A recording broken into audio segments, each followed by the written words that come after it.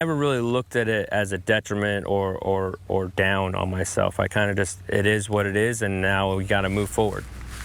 It is what it is. A Marine veteran is using the game of golf as a form of healing. ABC 10 News reporter Steve Smith shows us in a story that is positively San Diego.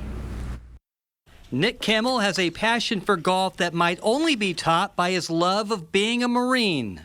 I think the big thing that sold me on the Marine Corps, you know, there's always that patriotism part, right? Because we're dead in the middle of a war. Nick had envisioned the Marine Corps would be his career. That is, until an unexpected tragedy back in 2011. I was standing on the forks of a forklift and putting a roof on a guard post, and when I jumped off, I landed on 40 pounds of homemade explosives. In the explosion, he would lose both his legs as well as his left arm, but surprisingly, somehow he kept positive. I never really looked at it as a detriment or down on myself. I kind of just, it is what it is, and now we got to move forward. And that would include moving forward with his love for golf. So Nick was always an avid golfer growing up, and a good one at that. But he says after the accident, it was the Simplify America's Fund that got him back out on the course. I definitely thought I couldn't play golf anymore. Like I said, I didn't even pick up a club for 5 years. I didn't have an interest in it. I didn't want to be mediocre. The nonprofit helped him and his family financially and also steered him towards sports and the Team Simplify program.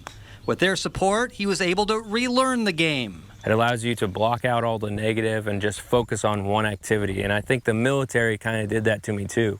Golf is just the same way, and it could be the same way for any sport or activity.